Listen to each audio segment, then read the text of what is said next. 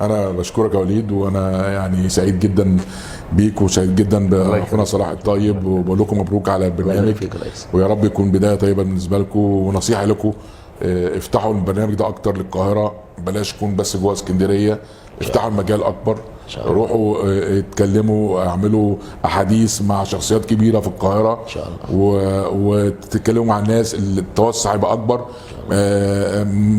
ما تقوقعوش نفسكم جوه اسكندريه بس، افتحوا المجال اكبر، افتحوا الزاويه اكبر، وانتوا عندكم القدره ان انتوا ان شاء الله تبقى في مكانه كبيره. وانا بشكر كمان الساده المخرجين، وبشكر الساده المساعدين ان هم تعبتهم معاهم النهارده وسهرتهم، وموفقين جدا. وبقول استاذ وائل موفق ان شاء الله، وان شاء الله اشوفكم مكانه اكبر.